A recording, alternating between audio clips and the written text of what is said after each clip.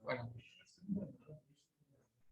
Es como cuando uno va a hacer una compra y habitualmente no pide la clave de seguridad de la tarjeta de crédito y justo cuando uno está apurado pide la clave de seguridad de la tarjeta de crédito. Retomemos donde habíamos dejado la clase anterior. Habíamos empezado a hablar de las características que tenía Cortex-M. Dentro de los Cortex teníamos tres subdivisiones. Cortex A, que era para aplicaciones, para teléfonos celulares y para tablets. Cortex R para sistemas en tiempo real. Y Cortex M para aplicaciones de propósito general. Es decir, aquel tipo de aplicaciones que habitualmente significan para la vida cotidiana, para control de motores, para sistemas de alarma, y que nos llevan entonces a la necesidad de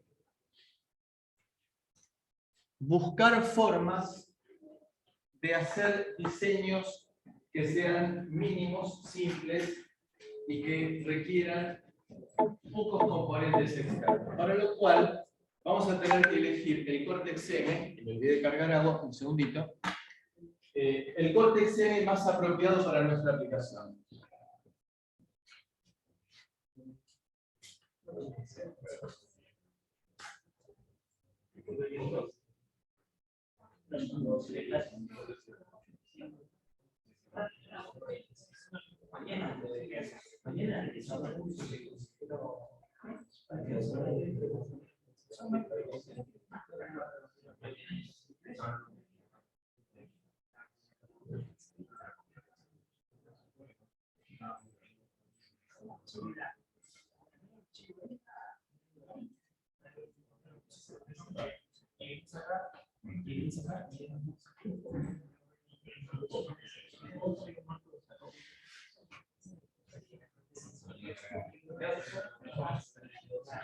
Buscar entonces el Cortex-M más apropiado para nuestro proyecto, de manera de tener la menor cantidad de componentes externos posibles.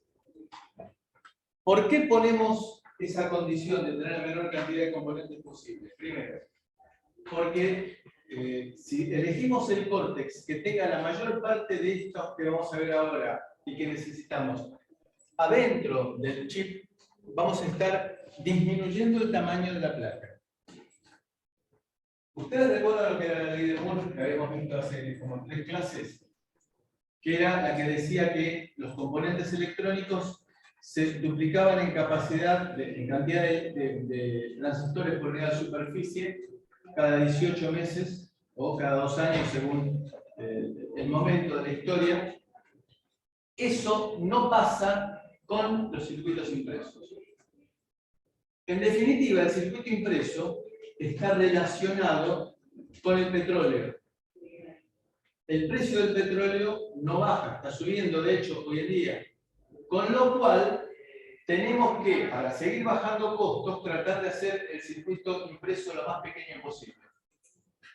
Para lo cual necesitamos que la mayor cantidad de componentes estén adentro del microcontrolador y no afuera. Y también aumentamos la confiabilidad. La soldadura es un punto de fallas. Hoy en día existen tecnologías que permiten mejorar muchísimo la confiabilidad, pero de cualquier manera siempre es un punto débil. La soldadura. Si nosotros ponemos los componentes adentro del integrado, bajamos el riesgo de fallas. Con lo cual, todo lo que estamos viendo ahora en esta imagen, y que vamos a ir haciendo crecer, nos lleva a la idea de buscar el microcontrolador más adecuado para nuestra aplicación. En la práctica existen miles de microcontroladores distintos de un montón de fabricantes. Con lo cual, forma parte del proyecto buscar el microcontrolador más adecuado. En la realidad actual de la tecnología y del estado del comercio, no es totalmente cierto lo que estoy diciendo, porque existen problemas muy serios de logística y de entrega, no solamente en el país, sino a nivel mundial. Con lo cual, concluimos de que en realidad tenemos que elegir el componente más adecuado de aquellos que hayan en stock en el mercado local en este momento. Los plazos de entrega hoy en día pueden ser mayores a 12 meses. Con lo cual, tengo que pensar muy bien si voy a elegir un microcontrolador que me vayan a entregar el año que viene, porque aparte nadie significa nadie, garantiza plazos de entrega. Dicen por lo menos 12 meses. Por lo menos en el 2023. Pero no significa que uno lo vaya a conseguir. Algunos sí, otros no, componentes en forma inmediata, como cuando haya buen flujo de componentes. Con lo cual, entonces, vamos a ver las características del microcontrolador Cortex-M, lo más importante, y después vamos a elegir el más adecuado dentro de lo que se consigue.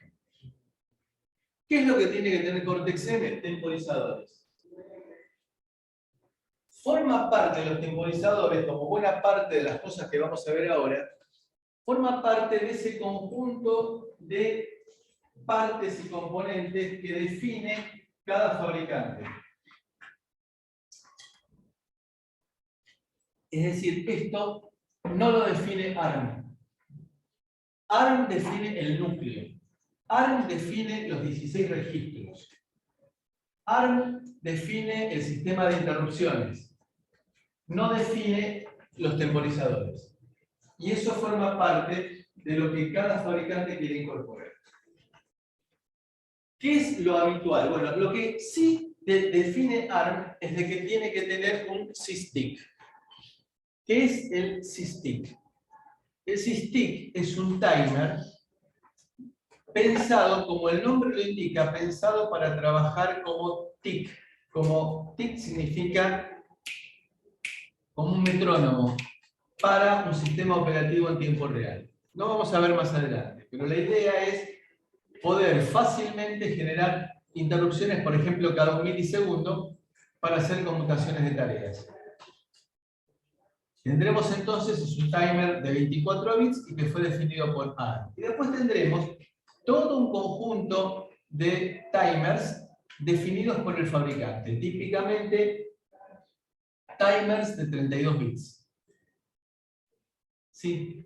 El SysTick está integrado en lo que es, digamos, el núcleo de lo que define ARM, o es como un periférico que ARM le dice al fabricante que para que tu procesador cumpla ese ARM tiene que tener este. Exactamente. Claro. La segunda opción.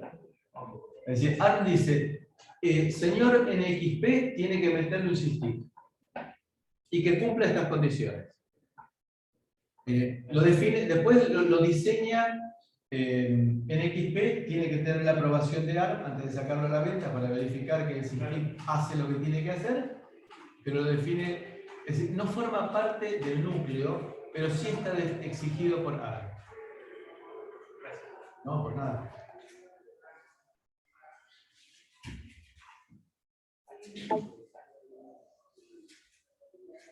¿Perdón?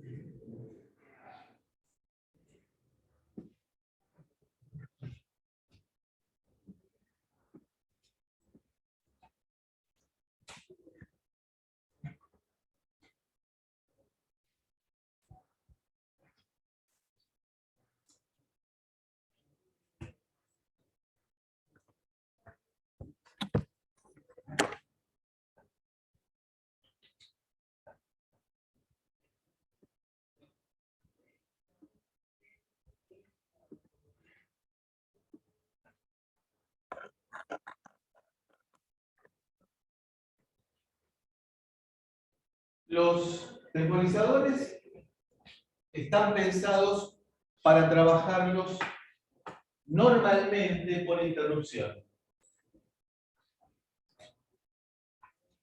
De cualquier manera, puedo leer el estado del temporizador. El temporizador, van a verlo ustedes en la práctica, que permite hacer un montón de actividades adicionales. Por ejemplo, tener registros de captura.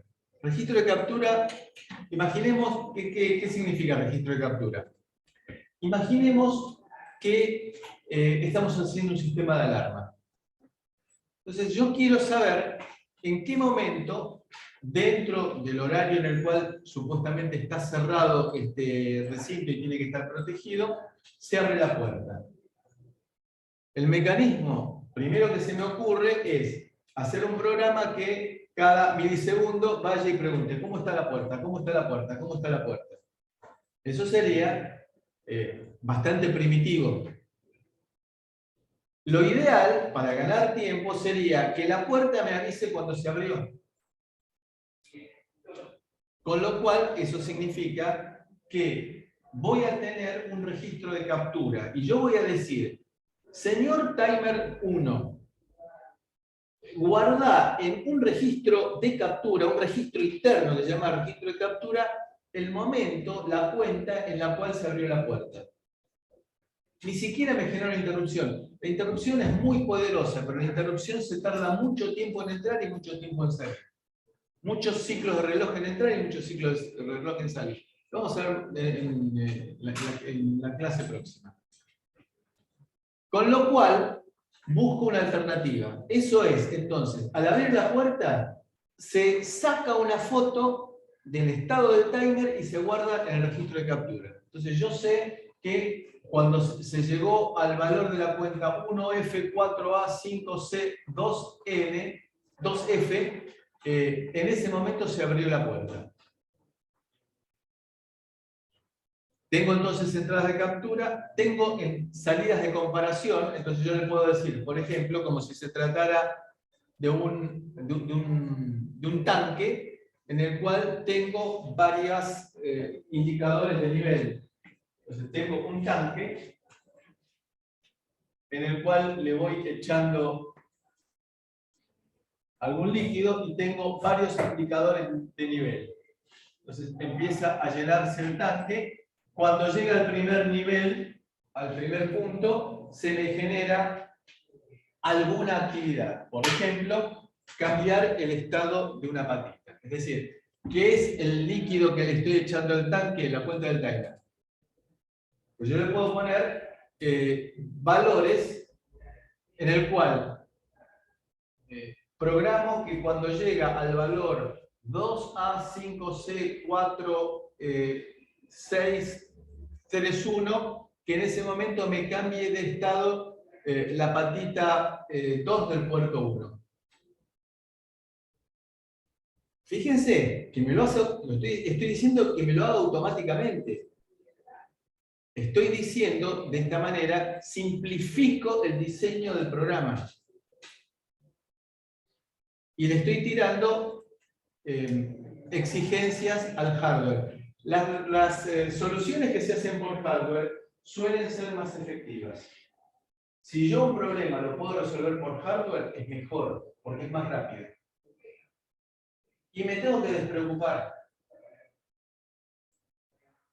¿Podría hacerlo de otra manera? Sí, lo podría hacer de otra manera. Que cuando llegue a un determinado valor me genera una interrupción y en la rutina de atención de interrupción cambio de estado de la patita. Tarda un montonazo de tiempo. Entrar en interrupción me va a tardar 12 ciclos de reloj. Salir de interrupción me va a tardar 12 ciclos de reloj. Es un montonazo. Para cambiar de estado de una patita. Entonces, le voy a decir al timer, cuando la entrada iguale, la cuenta iguale un valor precargado en un registro, cambiame de estado una patita.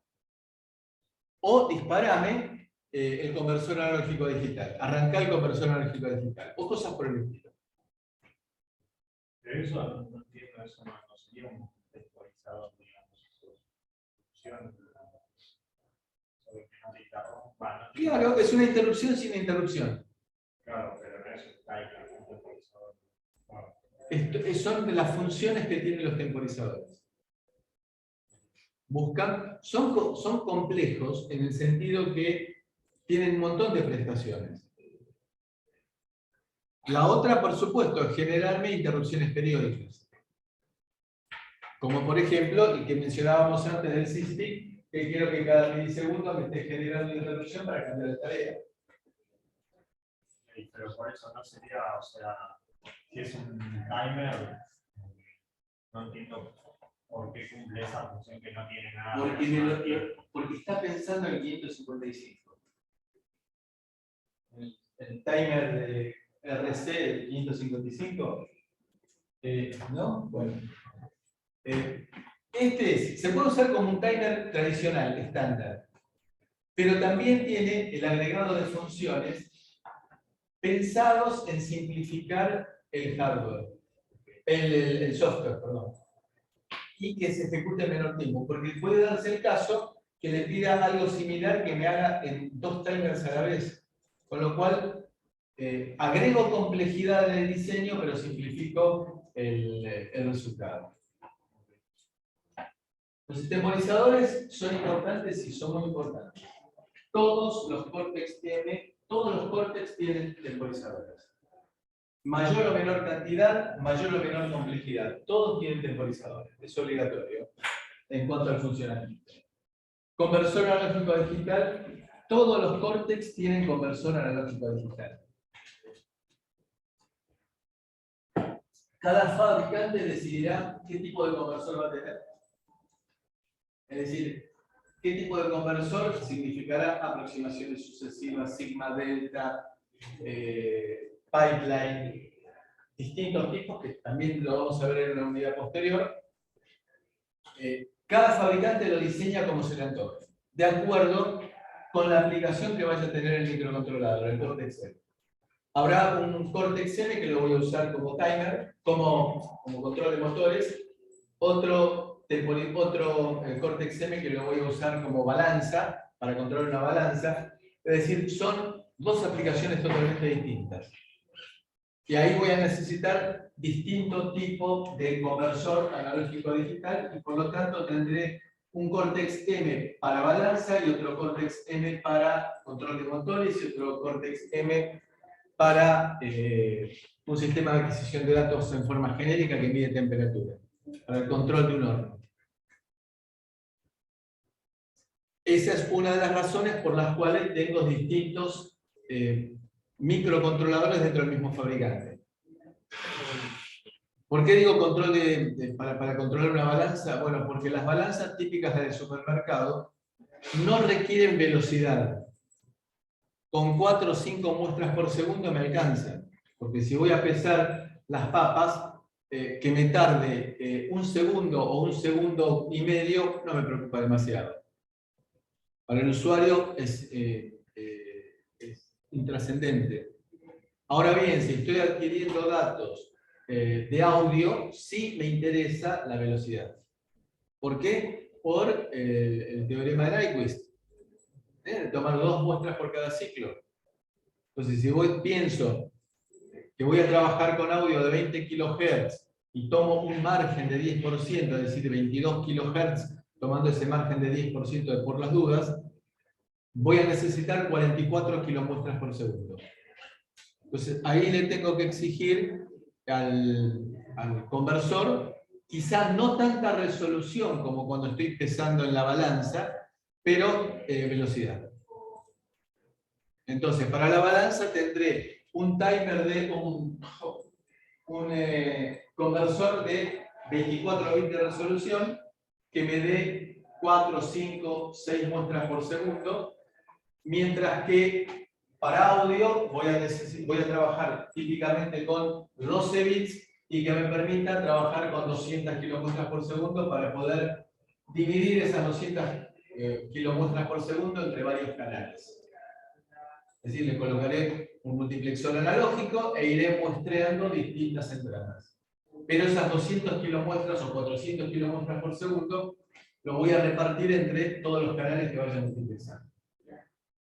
Entonces, todos los Cortex tienen conversor analógico digital.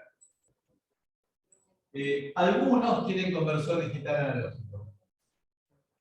Nuestro 401RE no tiene conversor digital analógico. Es decir, que si necesito yo generar una señal analógica, le tendré que poner externamente un conversor digital analógico.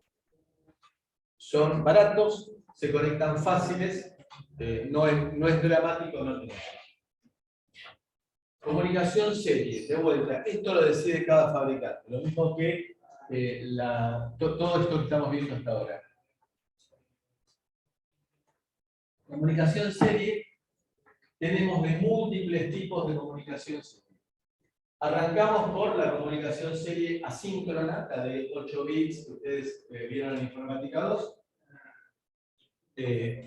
a la cual le puedo dar algún tipo de mejora por comunicación, agregándole alguna especificación adicional para que trabaje con RS485. Tendremos alguna comunicación serie especializada, entre comillas, especializada para manejar control remoto de infrarrojo. Tendremos alguna comunicación serie pensada para trabajar dentro de la placa, es decir, ponerle un termómetro dentro de la placa y que lo liego por comunicación serie, dentro de la propia placa, lo que se llamará I²C y SPI más adelante. Es decir, múltiples, tenemos múltiples canales. Cuando digo múltiples significa, por ejemplo, típicamente 3 comunicaciones series asíncronas, es decir, la del tipo de Informática 2, más 1 o 2 canales I²C, 1 o 2 canales SPI. Es decir, un montonazo. PLL. Esto nos merece un análisis especial.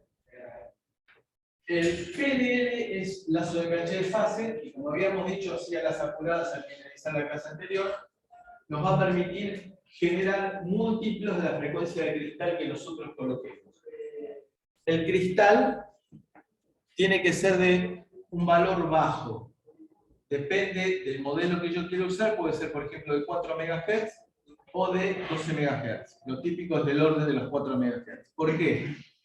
Porque nuestro microcontrolador va a trabajar con una frecuencia normal de 84 MHz. Dentro del estándar hoy en día es una frecuencia de trabajo baja. Es habitual encontrarnos con 120 MHz, por ejemplo, o 204 MHz, en valores típicos de los microcontroladores que se utilizan en nuestro país. Hacer un oscilador de 84 MHz o de 120 MHz o de 204 MHz es complicado. Porque influyen todos los parámetros parásitos que yo le pueda llegar a colocar en forma indeseada en el diseño del impreso. Entonces me conviene hacer un oscilador fácil, 4 MHz, y después multiplicar la frecuencia. Ustedes en Base Digitales 1 saben que es fácil dividir frecuencias. Acá lo que estamos incorporando es la multiplicación de frecuencias. ¿Y por qué es importante poder manipular la frecuencia? Porque una solución podría haber sido diseño para multiplicar por 21. Es decir, coloquen un cristal de... No es exactamente un cristal, pero supongan que decimos, coloquen un cristal de 4 MHz, internamente multiplico por 21 y genero los 84 MHz que necesita el micro. Sería la solución más fácil. Pero lo que estamos buscando es que pueda modificar la frecuencia del trabajo en tiempo de ejecución. ¿Por qué motivo? Porque, como vamos a ver enseguida, la potencia disipada por un CMOS varía en forma lineal con la frecuencia. Entonces, si yo grafico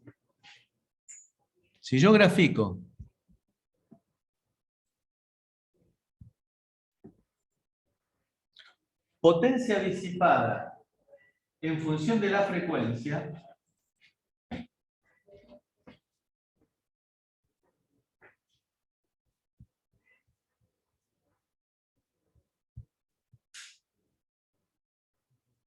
¿Sí?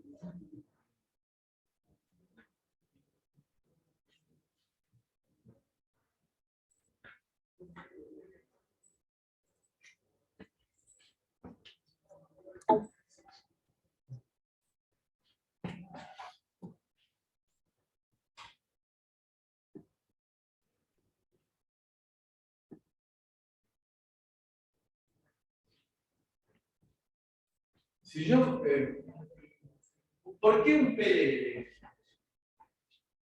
Esto es conocido para ustedes, es un inversor CMOS, en el cual acá tenemos un canal N y acá tenemos un canal P. Normalmente, en forma estática, uno de los dos está abierto y el otro saturado. El tema es, ¿qué pasa cuando conmutamos? Cuando pasamos de la entrada pasa de 0 a 1 o de 1 a 0. Habrá un momento en el cual los dos transistores van a estar conduciendo un poquito. Es decir, el que estaba cortado está pasando a la saturación y el que estaba saturado está pasando al corte. Es decir, va a haber un momento en los cuales ninguno de los dos tenga una resistencia infinita. Es decir, que va a haber un pequeño pico de corriente. Con lo cual, si hay un pequeño pico de corriente, al aumentar la frecuencia de conmutación, va a aumentar la cantidad de picos de corriente por unidad de tiempo. Con lo cual, va a aumentar la potencia disipada.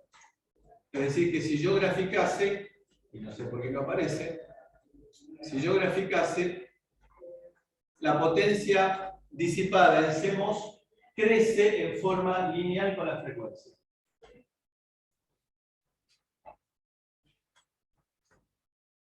Con lo cual,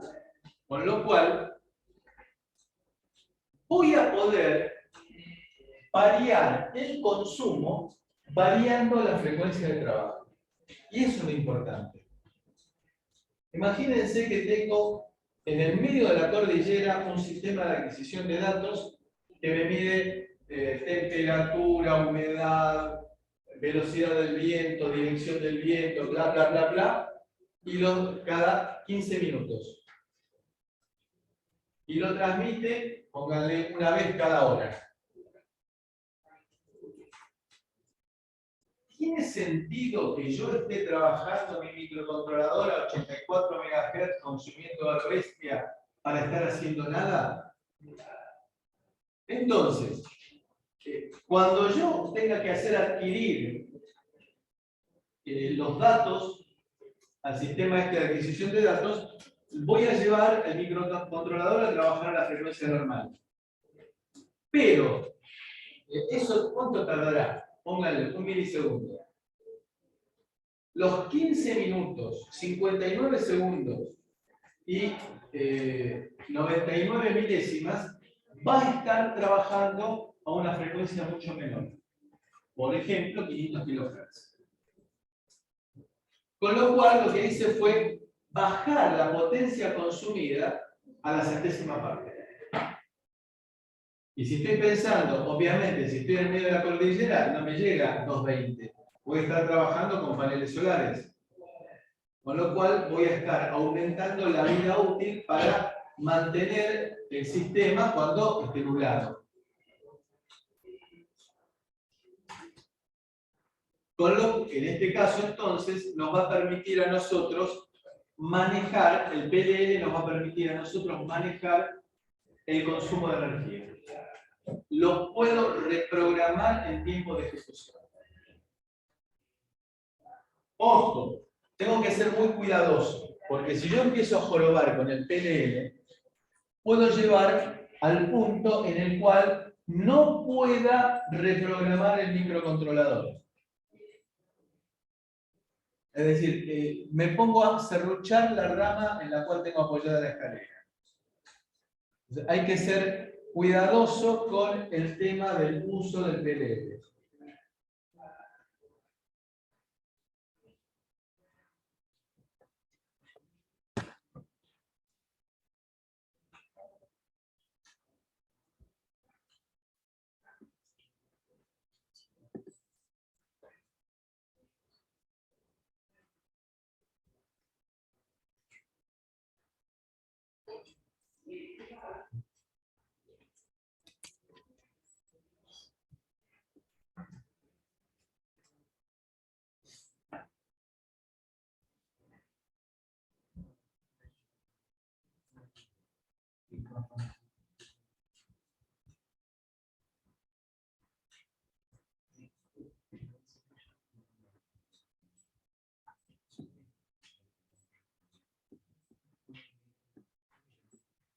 Entonces el PLL nos va a permitir manejar la frecuencia de trabajo y por ende la potencia consumida. El reloj de tiempo real. El reloj de tiempo real es, digamos, un reloj pulsera colocado adentro del microcontrolador, teniendo su propio cristal de 32 y pico kilohertz. Esa frecuencia de 32.768 no es una frecuencia cualquiera, sino que es 2 a la 32. Perdón, 2 a la 15, sí, ¿por qué dije 32? 2 a la 15. Con lo cual, de ahí dividiendo por divisores del tipo de los de digitales 1, puedo llegar a tener típicamente pulsitos cada 100 milisegundos, es decir, una décima de segundo. Y de esa manera llevar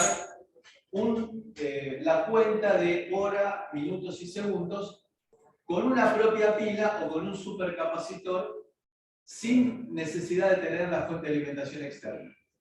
Con lo cual se me corta la alimentación y puedo llegar a seguir manteniendo la hora que se supone que he cargado anteriormente. Las primeras PCs con las cuales yo tuve que lidiar ahí en la década del 80 no tenían reloj de tiempo real. Es decir, que todas las mañanas uno tenía que cargarle la fecha y la hora. Y en la época en la cual había cortes de luz seguido, era todo un problemón porque a veces eran cortes de luz que venía la energía por 10 minutos, volvían a cortar, venía una hora, y cada vez que se cortaba uno tenía que recargar la hora. Acá lo que nos garantiza es mantener con la precisión de un reloj pulsera, porque es el cristalito reloj pulsera, el mantenimiento de la hora. Después tenemos también el watchdog. El watchdog dijimos la clase pasada, muy rápidamente, que era un multivibrador monoestable, que normalmente está en su estado cuasi estable, recibe un pulso periódico para mantenerlo en su estado cuasi estable. Si por alguna razón no se genera ese pulso periódico, el sistema pasa a su estado estable, y en su estado estable, por supuesto que esto es digital, en su estado estable lo que hace es, en una época, resetear el microcontrolador, hoy en día generar una interrupción para avisarle que se perdió el programa. Entonces, se supone que habrá un gestor, que lo vamos a llamar más adelante sistema operativo, que se va a encargar de decir qué fue lo que pasó, de manera de sopapear, si es necesario, el sistema como para llevarlo a su funcionamiento normal. Entonces, el watchdog, la traducción sería perro guardián o cancerbero, tiene la función de garantizar que el programa va a estar vivo permanentemente. Sí. Si uno llega, supongamos, tiene activa el watchdog y el programa se cuelga, salta la interrupción del watchdog. ¿Es posible? Quiero decir, la práctica más común no es reiniciarlo. Sin embargo, primero se recolecta por ahí un poco de información sobre qué puede haber sido la causa. A veces se enumeran los registros de lo que es la CPU y después se reinicia. Pero ¿se puede llegar a recuperar sin reiniciarlo? Usted lo va a tener que hacer. Es decir, usted tendrá. Lo más fácil de hacer es guardar lo que se llama un log. Un log sería guardar qué estaba haciendo cuando se colgó. Para lo cual tiene que ir tirando lo que llamamos miguitas. Es decir, como Hansel y Gretel, que iba tirando miguitas mientras iban por el bosque. Entonces ir diciendo, pasé por el punto 5 del software, pasé por el punto 6, pasé por el punto 7.1 y así sucesivamente. Entonces, cuando se cuelga, se genera la interrupción de watchdog y en la rutina de atención del watchdog usted guardará en una memoria no volátil. Esto pasó cuando leí el puerto tal en el punto 7.1.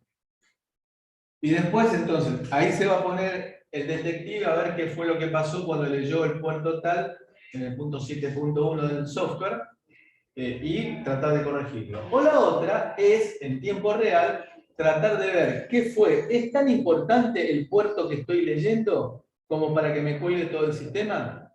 Entonces, en una de esas, tomo la decisión, por supuesto que de forma criteriosa, de esto lo aparto, genero una advertencia de que me quedé sin papel en la impresora, pero no cuelgo el sistema. Eso es decisión del programador. ¿Puede llegar a recuperarlo? Sí. De hecho, hay muchos sistemas autónomos que buscan la forma de recuperarlo para evitar perder todo un proceso que lleva horas. Un caso concreto, un sistema de control de cultivos de células tienen que estar durante semanas a, por ejemplo, 37 grados para ver cómo evolucionan ciertas células, ciertas enzimas. Ustedes imagínense que se corte la energía eléctrica y el sistema se pierde. Entonces, en ese caso, lo que hay que hacer, el sistema detecta de que no se está generando el pulsito de watchdog, entonces genera una alarma diciendo hagan algo, mientras tanto lo mantengo, se arranca el grupo electrógeno, y todo eso se puede hacer automáticamente dentro de la rutina de watchdog. Modulación del ancho de pulso. Esto es en realidad una variante de los temporizadores. Generar una señal de control manejando el ancho de pulso. Una aplicación típica es para el control de motores. Los motores que primero se nos vienen a la cabeza son los motores de corriente continua. Los motores de corriente continua tienen un problema que es la inercia mecánica y el peso, porque tienen un imán. Desde ese punto de vista son ineficientes. Aparte es muy difícil frenarlos porque tienen una masa importante. Es mucho más económico y para implementar y para después controlar los motores trifásicos. Hoy en día se consiguen motores trifásicos de 12 volts. Entonces yo en un vehículo, en un utilitario, le puedo poner un sistema con serpentina de agua. Es decir, un utilitario significa que tiene una potencia de motor pequeña, porque es un utilitario que tiene que ser económico para el transporte de pequeñas sustancias, y no puede tener un aire acondicionado porque consume más energía de la que puede proveer el motor. Entonces lo que se hace es colocar una serpentina de agua con un ventilador. Ese ventilador está controlado por un motor trifásico. El motor trifásico ese es de pequeña masa, es muy eficiente. ¿Cómo genero trifásica? A través de modulación por ancho de pulso. Los microcontroladores de la línea Cortex-M, la mayoría tienen la posibilidad de generar 3 canales de modulación de ancho de pulso diferenciales, o 6 canales referidos a tierra. Es decir, me permiten generar trifásica perfectamente, están pensados para eso. Entonces, controlo el motor del sistema este de refrigeración que me permite bajar la temperatura del habitáculo o de la carga entre 7 y 10 grados, el cual no es aire acondicionado, sobre todo un día de verano en Buenos Aires, pero permite bajar en forma significativa la temperatura del recinto. Y es mucho más eficiente desde el punto de vista del consumo de energía. Después tenemos conectividad. Hoy es habitual que los microcontroladores Cortex-M tengan conectividad Ethernet y USB. En el caso de USB están pensados para que salga directamente al conector USB. Es decir, que toda la parte de interfaz física está adentro del microcontrolador. En el caso de Ethernet depende del fabricante.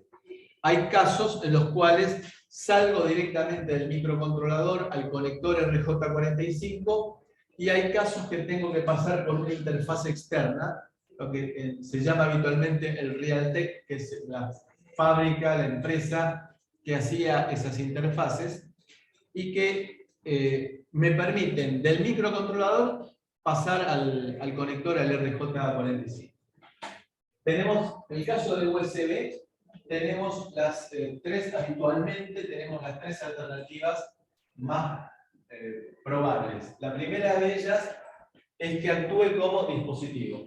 Es decir, voy a hacer un mouse, le coloco adentro un Cortex M de los chiquititos, baratos, y que se presenta como un dispositivo. Entonces lo conecto a la PC y le digo, soy un dispositivo, ok, para adelante. Último capítulo de la materia. La otra alternativa es que trabaje al revés, que trabaje como PC. Es decir, que esté pensado para que le conecte un mouse. O para que le conecte un pendrive. Si yo quiero hacer un sistema de adquisición de datos que está en el medio de la nada y que voy una vez por semana a sacar un pendrive del cual estoy adquiriendo los datos, necesita actuar como PC. Es decir, que actúe como lo que se llama habitualmente como host. La PC actúa como host. Ustedes habrán visto que en el caso de una impresora, ¿vieron el cable de impresora USB? Los conectores son iguales. De un lado tiene el conector que va para la PC, el conector plano. Bueno, ese justamente indica, esto va para el lado del host. El que está del lado de la impresora es un conector distinto, porque la impresora es un dispositivo. El pendrive tiene el mismo formato del conector que va al host, que va a la PC. Entonces, el microcontrolador, en el caso en el cual quiera yo conectarle un pendrive, va a tener que actuar como host. Y eso lo manejo por programación. Y hay una opción intermedia que se llama on the go.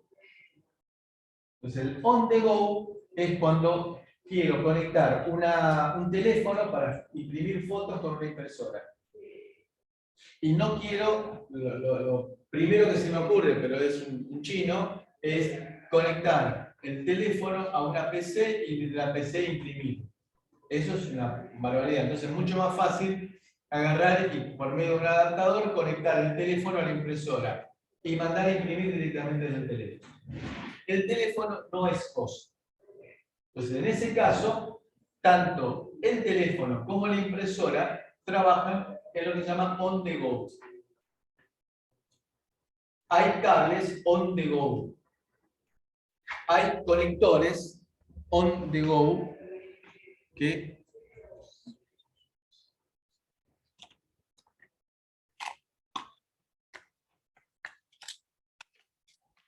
este es típicamente un conector on the go que tiene en este caso en un ladito el USB-C y del otro lado el conector tipo A para colocar un pendrive.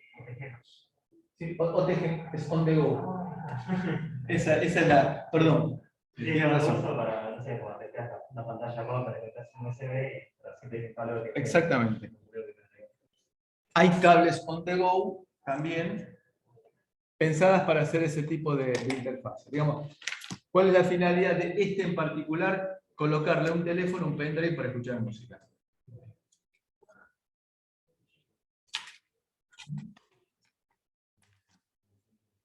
Bueno, por programación, puedo elegir que mi USB trabaje como host, como device o como on the go. Acá aparece CAN. CAN es Controller Media Network. También habíamos dicho la semana pasada que es una norma generada por Bosch, la empresa alemana, que lo utilizó originariamente en los automóviles y viendo su eficiencia, lo derivó a la industria. Y tiene hoy en día un uso mayoritario porque permite que uno pueda trabajar en CAN, transmitiendo datos en CAN por el medio de un conjunto de tornos que producen chispas y ruidos eléctricos y ambiente hostil en cuanto a la temperatura. Se utiliza mucho entonces el CAN por su inmunidad al ruido y su eficiencia.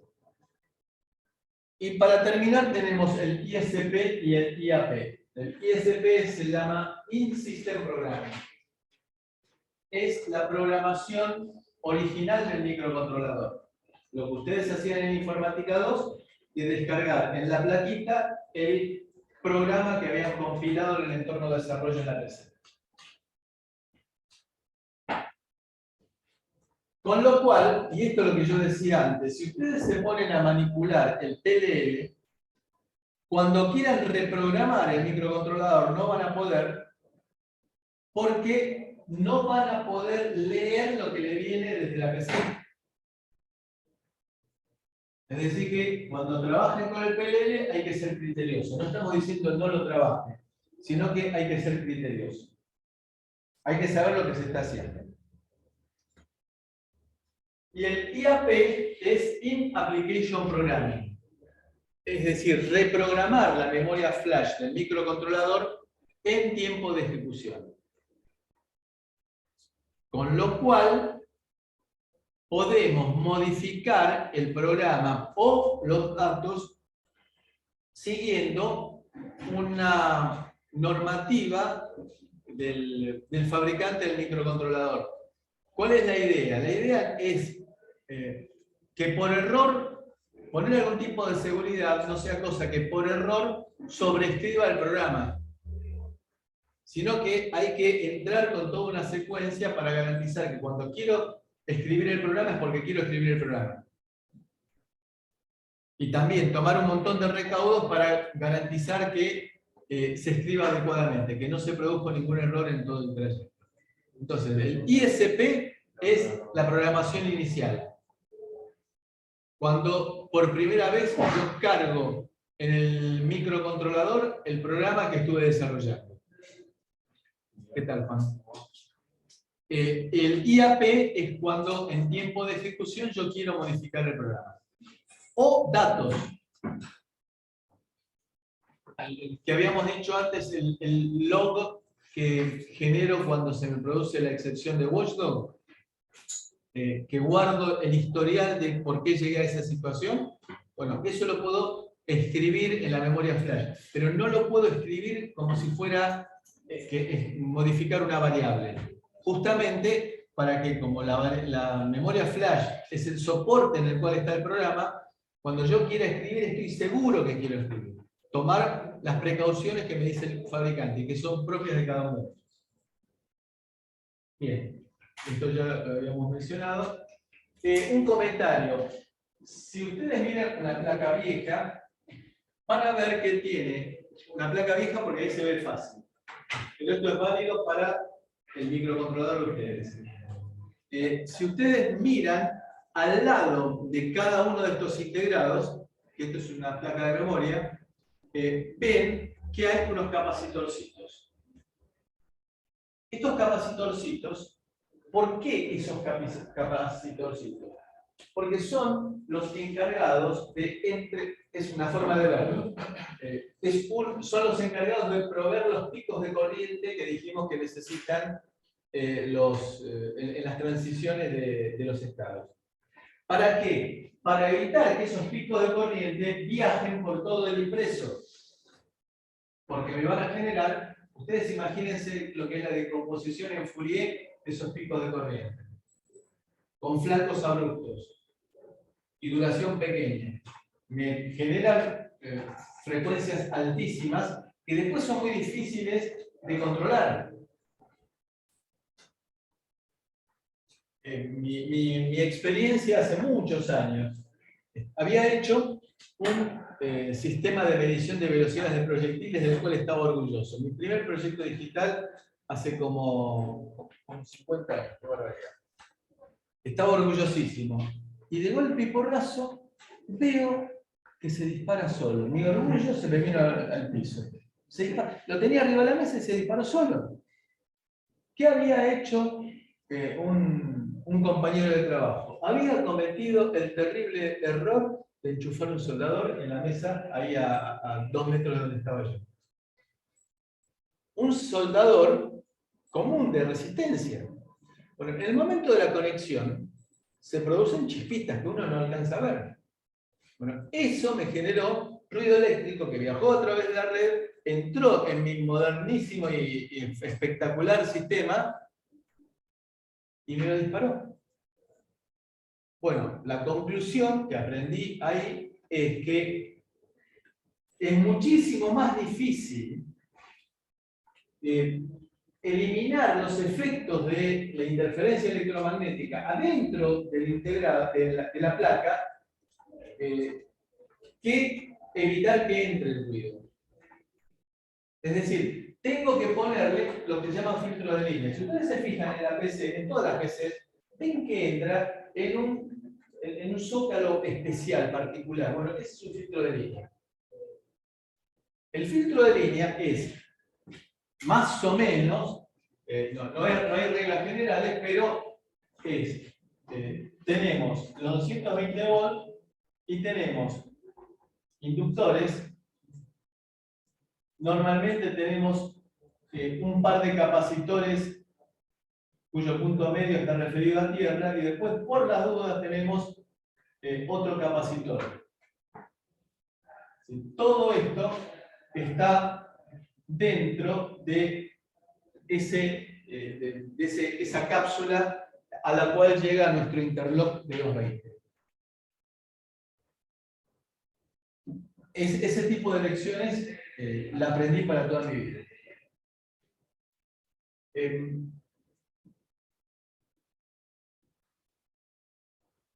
Otro detalle.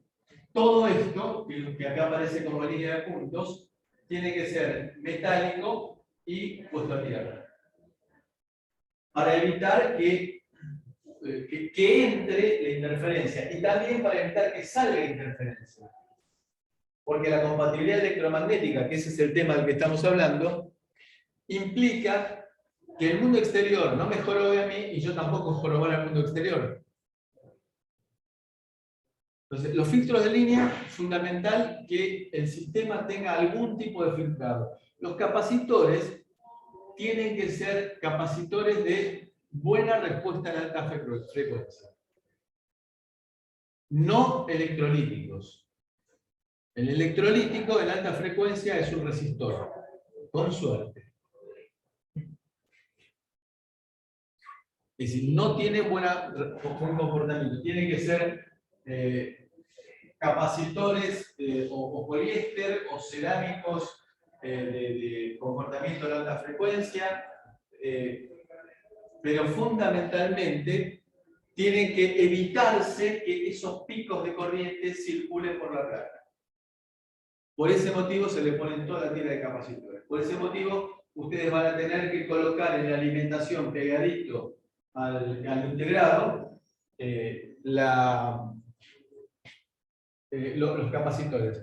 Si ustedes se fijan en los microcontroladores, tienen varias entradas de alimentación, con la idea de distribuir el consumo por varios lugares, de manera que no haya una sobrecarga de corriente ni en las patitas ni en las entradas del integrado. ¿Alguna pregunta? Entonces, tenemos arquitectura RISC, se optimiza para hacer en corto tiempo las instrucciones más frecuentes, banco de registros importante, 16 registros, par de 17, arquitectura load store trabaja distinto el movimiento entre datos, entre registros de la carga y la escritura de memoria. tiene un pipeline que todavía no tenemos idea de qué se trata, pero es algo que nos va a permitir multiplicar la cantidad de instrucciones que se ejecutan por unidad de tiempo, multiplicar por 3 la cantidad de instrucciones que se ejecutan por unidad de tiempo. Las instrucciones son todas de tamaño fijo, 16 o 32 bits. No tengo instrucciones que me duren varios ciclos de ejecución. A ver, acá voy a tratar de ser bien preciso. A diferencia de lo que pasaba con los microprocesadores y microcontroladores anteriores, que tenía un ciclo de lectura de código de operación. Después, otro ciclo de lectura de la mitad de la dirección. Y otro ciclo para la lectura de la otra mitad de la dirección. Con lo cual, una instrucción me llevaba 3 ciclos de máquina. Acá, todas las instrucciones se ejecutan en un solo ciclo. ¿Sí? Ojo, hay cierto tipo de instrucciones que requieren un procesamiento más complejo. Por ejemplo, la división. La división me puede llevar 7 ciclos en los cuales el micro no está buscando más datos de afuera, como en el caso que mencionamos en los micros viejos, sino que está laburando adentro, porque el algoritmo de división es complicado. Vamos a ver que yo tengo instrucciones que me permiten mover, por ejemplo, tengo una cifra cualquiera, 9 datos de memoria a 9 registros, o 9 registros a 9 datos de memoria. La instrucción es de 32 bits, pero leer 9 datos de memoria me va a llevar 9 ciclos de lectura. Es decir, en ese caso es la instrucción, por el tipo de instrucción de que se trata, la que me va a obligar a que el tiempo de ejecución sea mayor. Pero las instrucciones son de 32 bits. Una multiplicación, 32 bits. Un movimiento de datos, 32 bits. Una suma, 32. AND lógica, 32 bits. Sí. Yo acá tenía notado que la mayoría de las instrucciones son solo de 32 bits. En realidad son todas de 32 bits, solo que algunas Tardan más tiempo en ejecutarse. Unas pocas, tardan más tiempo en ejecutarse. Pero por restricciones del hardware. Es decir, la división es un algoritmo complicado, me lleva varios ciclos de reloj. Y si yo quiero mover varios datos, como estoy usando el bus, no puedo meter en un solo ciclo de lectura de memoria 8 datos. Tendré que efectuar 8 ciclos de lectura.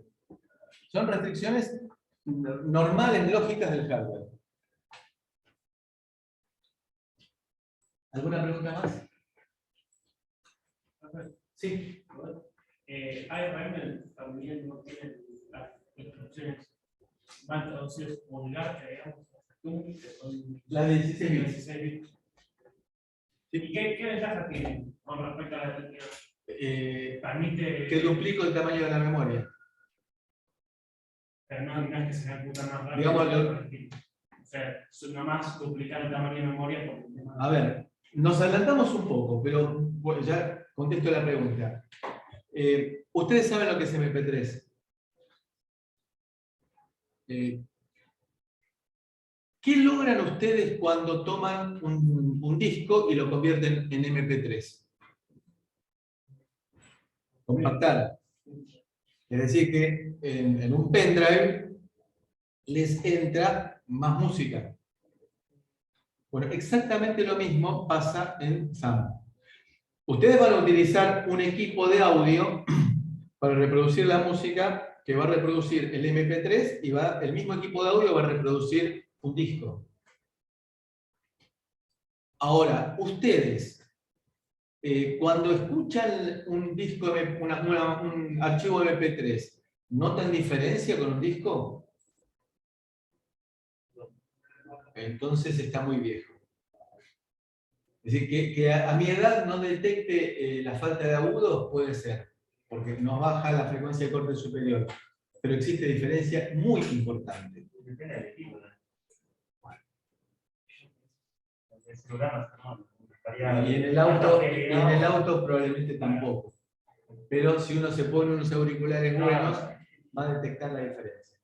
Bueno, lo mismo pasa acá. Por eso, lo que estaba diciendo de compresión de las instrucciones a 16 bits es perdiendo algo. Es decir, va a perder funcionalidades. ¿Qué hay casos que a mí no me interesan? Si yo voy a sumar el registro 1 con el registro 2, ¿qué me importa tener un montón de funcionalidades adicionales? Ahí me conviene compactarlo. Ahora, si yo voy a tengo una orquesta sinfónica, y la verdad llevarlo a MP3 me da cosa. Entonces, si yo acá tengo una instrucción que es muy poderosa de 32 bits, esa no me va a convenir compactarlo. Porque voy a perder agudos, separación de canales y todo ese tipo de cosas. ¿Respondí o le compliqué las cosas? ¿No le compliqué las cosas? Fallé. Era la intención. Máquina de 3 direcciones, en la cual teníamos campos dentro del código de operación para indicar los operandos. Hay varios modos de operación que vamos a tratar de ver un poco más adelante. Fundamentalmente varios modos de operación pensando en trabajar en el modo supervisor, tipo sistema operativo, en el modo tareas normales, que de vez en cuando podrán jorobar al sistema operativo, pero que no tienen los privilegios del sistema operativo. Y las operaciones aritméticas y lógicas son entre requisitos. El mismo repertorio de instrucciones tenemos para toda la familia Cortex. El núcleo del procesador es compartido por todos los fabricantes, los fija don José Arm, y todos los fabricantes tendrán que utilizar el mismo núcleo, y después tendrán la posibilidad de poner su propio timer, su propio conversor, su propia conectividad USB, pero el núcleo del micro está fijado por ARM. Y después hay algo interesante que lo vamos a llamar CMSIS y que lo vamos a definir oportunamente. CMSIS es una forma de enmascarar las particularidades que cada fabricante le introduzca al microcontrolador. ¿Qué significa eso? Significa que un fabricante va a poner un conversor analógico a digital por aproximaciones sucesivas, porque va a trabajar digitalizando audio. Otro fabricante va a colocar un conversor analógico a digital sigma delta porque va a controlar balanzas. Pero la idea de ARM es decirle, señor fabricante A de controles de audio, para disparar el conversor analógico a digital suyo, va a tener que escribir, lo que voy a escribir ahora es ficticio, solamente para que entendamos la idea. Usted va a tener que proveerle al cliente una función que se llama StartAB, que lo que va a hacer es arrancar el conversor analógico a digital.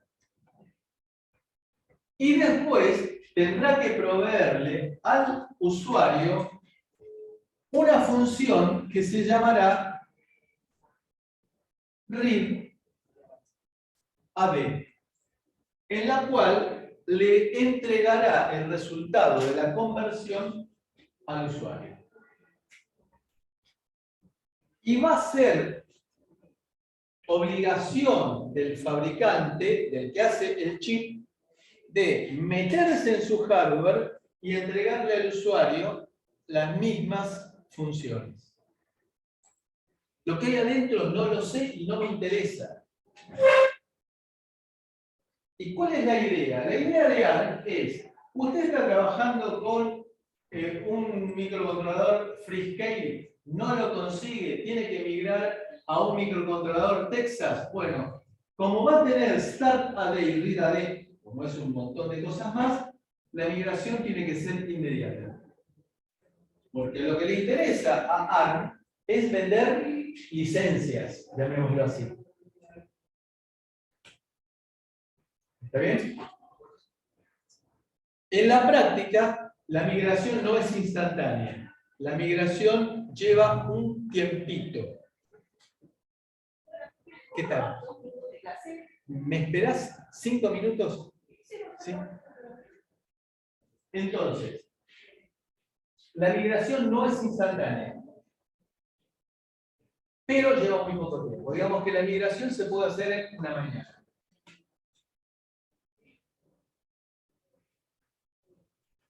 También voy a tener entonces funcionalidades para trabajar con procesamiento digital de señales. Entonces tendré un CMSIF para el SP, con lo cual voy a utilizar funciones que me permiten diseñar filtros digitales diciéndole, acá tenés el puntero a los coeficientes, acá tenés el puntero a los datos adquiridos, filtrar. Y no me importa el micro que esté usando, sino que está provisto, generado para todos los usuarios de Cortex. Tenemos registros de 32 bits, 16 más 1, este 1 es el doble stack pointer para el usuario y para el sistema operativo. Y los registros 0 a 7 son disponibles en todo momento, por el tema que habíamos dicho de MP3A las instrucciones. Cuando trabajo en 32 bits, voy a poder acceder a los 16 registros. Cuando trabajo MP3A a los 16 bits, voy a poder trabajar solamente con los registros 0 a 7. Arquitectura Harvard para Cortex. Mientras que hay modelos muy económicos de Cortex M0 que utilizan arquitectura von Neumann, porque son muy chiquititos y muy baratos. Bueno, para redondear, esto se lo tienen que aprender de memoria para todas las evaluaciones. Y le vamos a decir qué dice en el cuarto renglón, segunda columna. A mí que es un chiste lo que quería decir. Bueno, esto significa, ARM a lo largo del tiempo ha ido generando distintas versiones de distintas arquitecturas.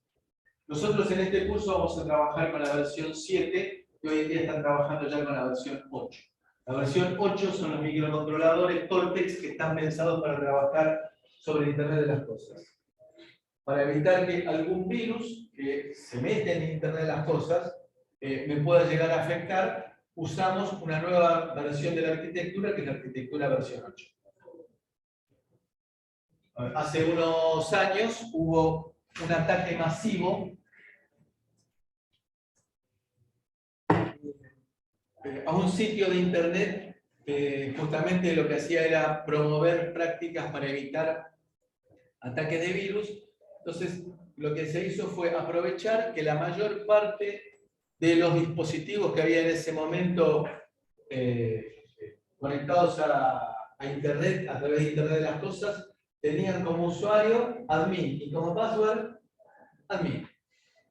Entonces le mandaron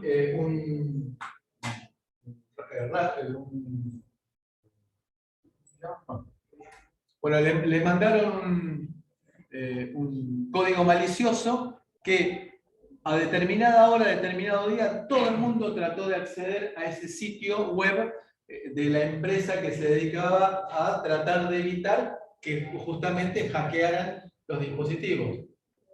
Es decir, que se produjo una caída, lo que se llama DOS, Denial of Service, porque todo el mundo, millones de intentos de acceder al mismo lugar simultáneamente que no estaba pensado. Produjo la caída. Bueno, eso demostró de que existe la posibilidad de contaminar y capturar, haciendo ransomware, de dispositivos de uso cotidiano. Ustedes habrán visto de que hackean computadoras, las encriptan, y si no se les paga, típicamente en Bitcoin, no le devuelven la clave desencriptada. ¿Qué pasa? Está bien, en mi caso agarro, formateo, tengo todo backupeado, perderé lo que trabajé la última semana. Si el viernes a las 4 de la tarde hago backup. Bien, está bien, formateo todo y arranco de cero. Ahora, ¿qué pasa si me hackean el aire acondicionado en enero? No es chiste lo que digo, porque hoy en día los aire acondicionados se venden en el país, aire acondicionados que están pensados para trabajar con Internet de las cosas. Entonces yo cuando estoy llegando y estoy a 10 minutos de casa en el colectivo, disparo el aire acondicionado. Está conectado a Internet. Si me lo hackean en enero, ¿qué hago? ¿Lo puedo formatear?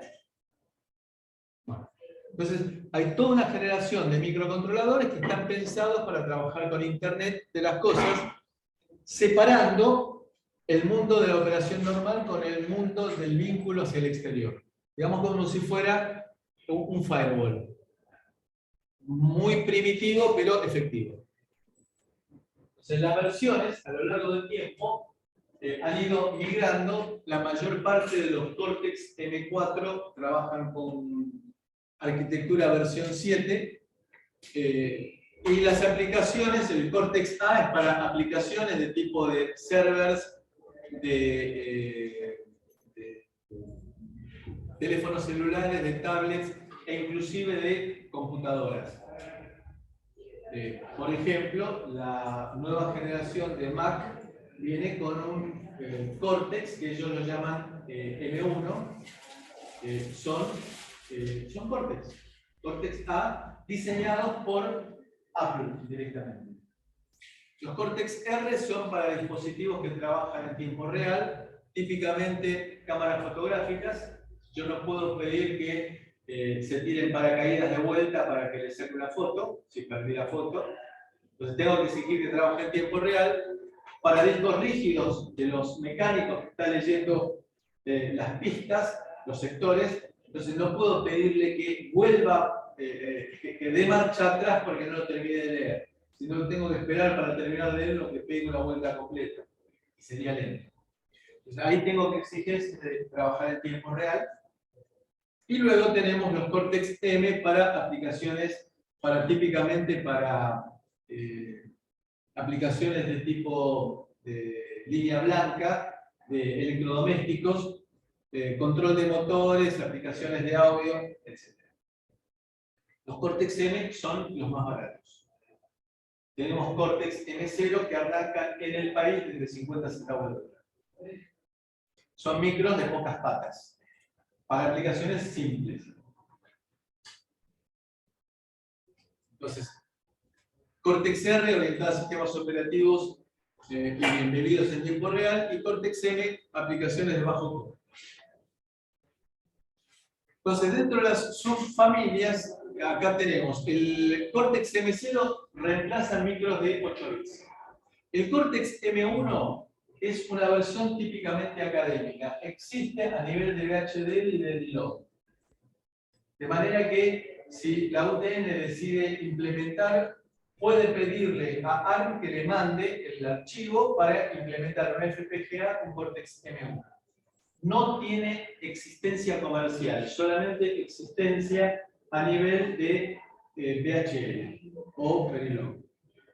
M3 son los primeros Cortex de 32 bits de uso comercial, y M4 son los que incluyen aplicaciones de procesamiento digital de señales. Hay una versión más nueva que es Cortex M7, que ya es un micro bastante más poderoso. Es un M4 modificado y potenciado y cambia la filosofía de la arquitectura interna en forma bastante importante, es decir, que nosotros excede nuestro objetivo. El Cortex M4 es barato y permite el procesamiento digital de señales. Son compatibles desde el punto de vista del código binario, es decir, algo que yo genere para Cortex M0 o M0 Plus, que es el mejorado, es compatible con Cortex M3, lo que tenga ahí es compatible con Cortex M4, no al revés. Eso lo puedo llevar en un gráfico. Entonces, el Cortex M4 tiene el microcontrolador básico de Cortex M3, al cual le agrego una unidad de punto flotante, y le agrego, es opcional, pero hoy en día todos la tienen, y la capacidad de procesamiento digital de señales. ¿Qué significa la capacidad de procesamiento digital de señales? Multiplicar y acumular en una sola instrucción. Filtro digital, tengo coeficientes, que los obtuve por alguna herramienta CAD de tipo MATLAB u Octave. Tengo los datos, y lo que tengo que hacer para obtener la señal filtrada es tomar el coeficiente 0, multiplicarlo por la precisión 0. Sumarle el coeficiente 1 multiplicado por la señal 1. Sumarle el coeficiente 2 multiplicado por la señal 2 y así sucesivamente. Con lo cual tengo que efectuar n multiplicaciones y sumas antes que me entre una nueva muestra. Es decir, tendré que efectuar, por ejemplo, si tomé 128 muestras, tendré que efectuar 128 multiplicaciones y 127 sumas antes que me entre una nueva muestra y pierda la más vieja. Ese es el requerimiento que se le exige a Cortex M4.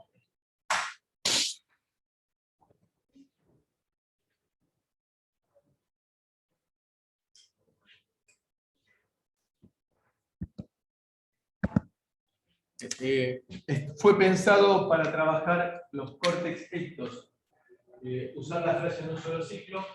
Tiene un sistema de interrupciones determinístico que permiten garantizar el tiempo que tarda en entrarse y en salir de interrupción. A diferencia de que era la versión anterior a Cortex, que eran los ARM7, en que el tiempo de entrada y salida de interrupción dependía de la historia.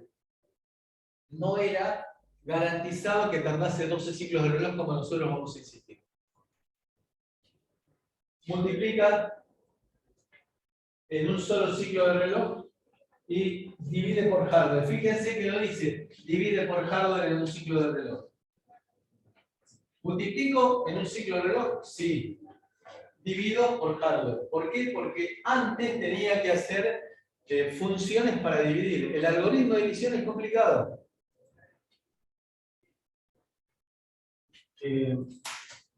Tengo almacenamiento de datos no alineado, manipulación de bits y samples.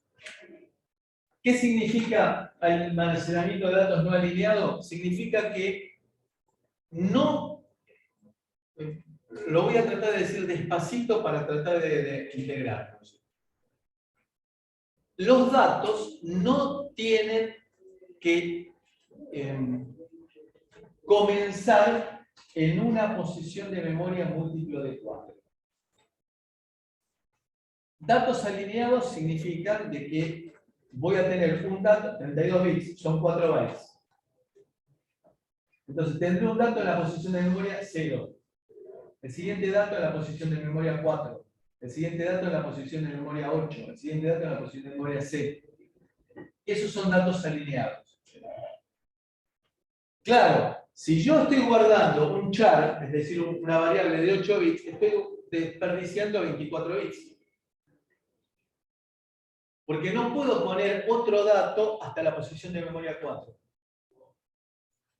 En el caso de los datos no alineados, me permite estar jugando que el sistema va a acomodar, el compilador y el linker van a acomodar las variables de manera de aprovechar la totalidad de la memoria. Ojo, nada es gratis. Si tengo una variable no alineada, es decir, que empieza en una dirección múltiplo de 4 y termina en otra dirección múltiplo de 4, voy a necesitar 2 ciclos de lectura. ¿Y por qué? A ver. No se puede ir, por ejemplo, a la dirección 3 en vez de... O sea, si la variable no va ni en 1 ni en 4... Una imagen vale más que 100 palabras.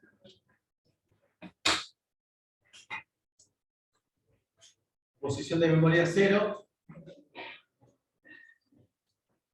0, 1, 2, 3.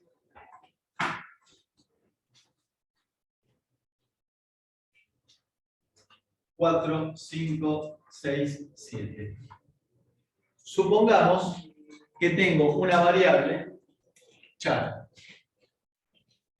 ocupó la posición de memoria 0. Y luego tengo una variable, a partir de ahí una variable de 32 bits, que empieza acá y termina acá.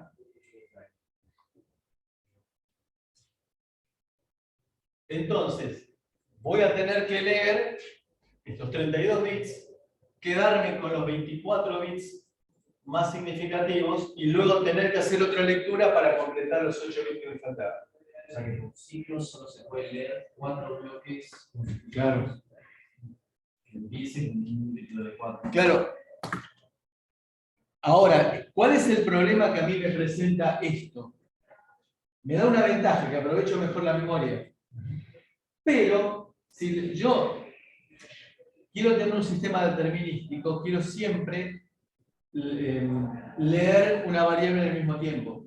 Entonces, si la variable está alineada, leo los 32 bits de un saque. Si la variable no está alineada, voy a tardar 2 ciclos de reloj. Lo cual implica que si yo quiero tener un sistema determinístico, tengo que trabajar con variables alineadas. Pero eso lo decido yo, ¿eh? El procesador me da la opción de que trabajar con las variables no alineadas. Es una configuración en un registro.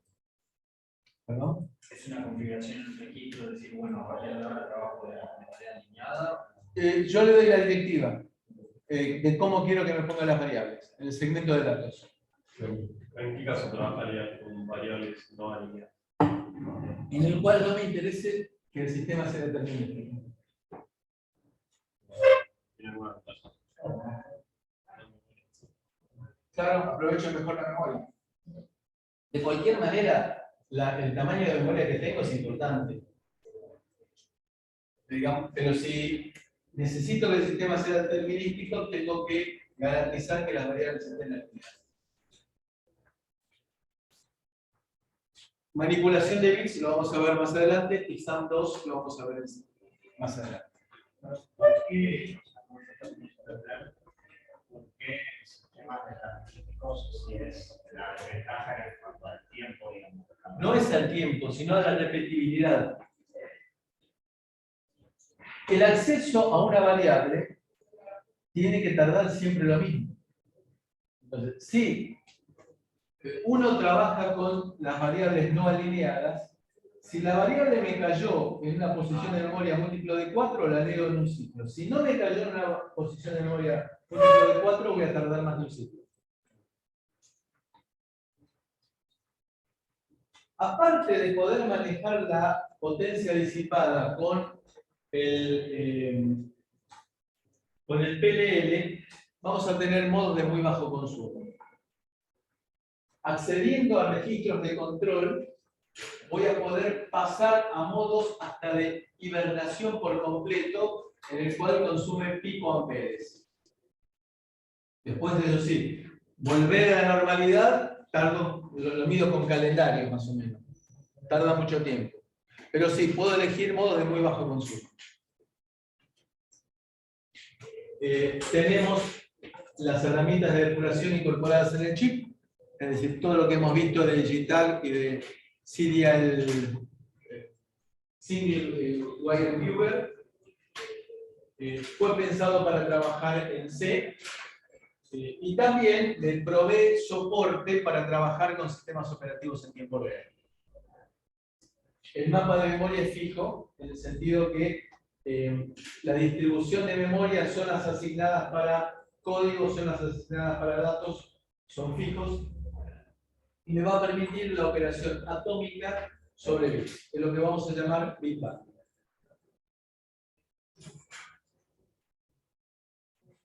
Y con esto le dejamos paso ahora a Juan después del café. Es una arquitectura de 32 bits, en donde byte significa 8 bits, half word significa 16 bits y word significa 32 bits. Eso es para independizarnos del char, el integer, no. Acá, de aquí en más, 8 bits es byte, Halford es 16 bits y Word es 32 bits. El repertorio de instrucciones va a ser de 32 bits.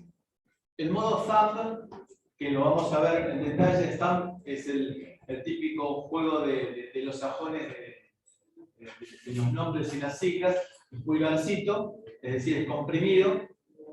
Y el thumb 2 es una mezcla de 32 bits con 16 bits sin penalidades, y esto lo vamos a ver en detalle. Muchísimas gracias. Hola chicos, me presento, mi nombre es Yamila, ella es Lucía. Como ustedes saben, el miércoles 11 de mayo hay elecciones para consejeros estudiantiles.